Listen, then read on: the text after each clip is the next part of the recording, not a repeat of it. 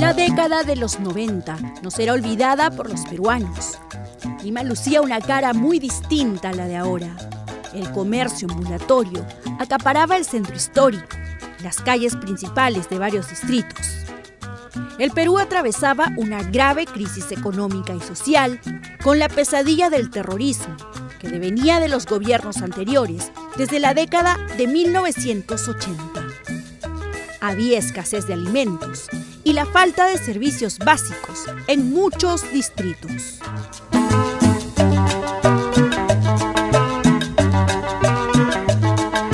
La ingestión de comidas preparadas en condiciones antihigiénicas hizo que se elevara peligrosamente, en las últimas horas, el número de pacientes atacados por la epidemia del cólera en distintos puntos de Lima. A principios de 1991, en febrero para ser precisos, una noticia removió los cimientos de una Lima inmersa en sus problemas económicos. Se reportó el primer caso de cólera en el Perú. Ocurrió en el puerto de Chancay, en la provincia de Huaral. En más de 100 años, no se había registrado ningún caso en Latinoamérica. Era todo un acontecimiento y un drama para el país. La mala educación en hábitos de higiene, sobre todo en las poblaciones rurales y urbano-marginales, nos hizo vulnerables a este mal. ¿Pero qué era esta enfermedad? Según la OMS, el cólera es una enfermedad bacterial intestinal aguda, producida por el Vibrio cholerae. Los síntomas iniciales son diarrea incontenible, vómitos ocasionales, rápida deshidratación, acidosis y colapso circulatorio. Estos dos últimos son causantes de muerte.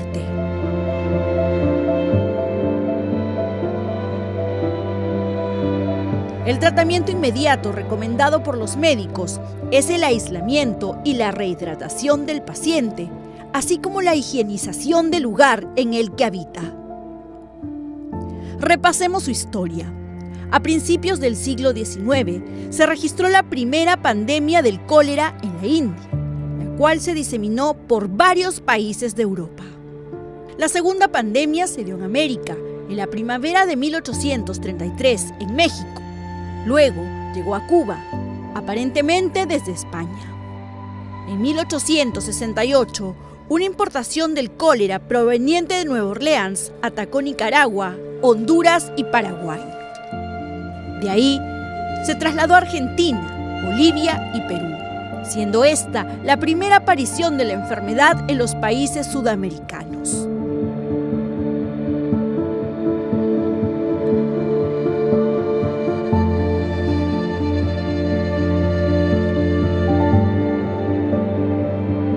Desde su llegada a las zonas costeras del norte peruano en 1991, el cólera no tardó en propagarse al resto del país. Los primeros casos se registraron casi simultáneamente en 3 ciudades costeras separadas 400 a 500 kilómetros entre sí: Chancay, Chimbote y Piura. De allí, el mal se diseminó a otras áreas urbanas y rurales del Perú, teniendo un frente de ataque inicial por toda la línea costera. Luego, llegó a la sierra transportándose por Cajamarca y Junín, penetrando finalmente en la selva peruana hasta Loreto y San Martín y a muchos otros países del continente americano. A fines de 1991, ya se habían reportado más de 391.220 casos de cólera en 16 países del continente americano, siendo los más afectados Perú, Ecuador y Colombia.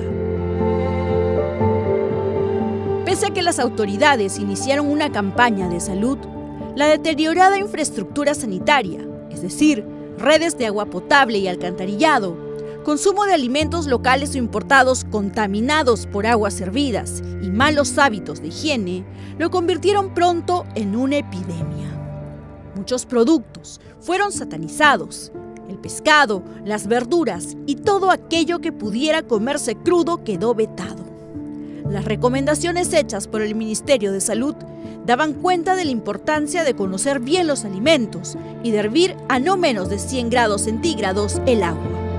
En esa época era normal beber agua directamente del caño y no era habitual hervirla. La demanda de productos marinos colapsó.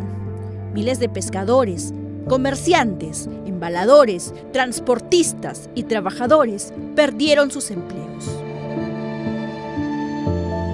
Las autoridades entraron en contradicciones para el control de la epidemia. Por un lado, el Ministerio de Salud recomendaba el máximo cuidado en la ingesta de alimentos crudos, sobre todo el pescado en su forma de ceviche.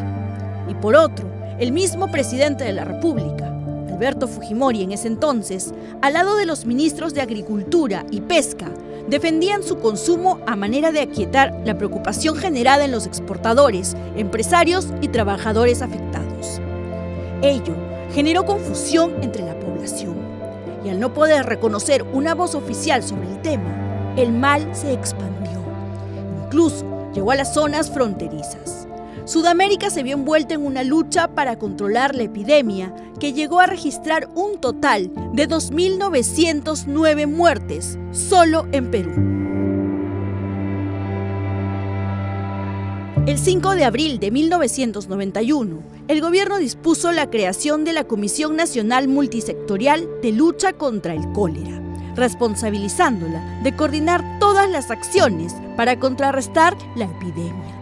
Entre sus miembros figuraban funcionarios de la alta dirección de los Ministerios de Relaciones Exteriores, de Defensa, del Interior, de Economía y Finanzas, de Educación, de Vivienda y Construcción, del Instituto Nacional de Defensa Civil, del IPS y del representante del Ministerio de Salud que la presidía. La aparición de la epidemia del cólera en el Perú sirvió para que se brindara atención a la problemática de la salud ambiental, tan vendida menos. Se replantearon los esquemas de inversión del Estado, posibilitándose la ejecución de obras de saneamiento básico, educación sanitaria, acciones preventivas, curativas y de control del cólera. Las unidades de rehidratación oral comunales recibieron gran apoyo político, lo que permitió que miles de mujeres en las comunidades peruanas aprendan el tratamiento de la deshidratación y sirvieran al país como voluntarias de UROX. En enero de 1992 se actualizaron las normas sanitarias para el expendio de alimentos y bebidas de consumo directo en la vía pública, acorde con la situación sanitaria del país y a los adelantos tecnológicos sobre la materia. Sin duda, junto a la varicela, la fiebre amarilla, la gripe H1N1 y el actual COVID-19, han sido los azotes sanitarios más grandes de toda la historia humana.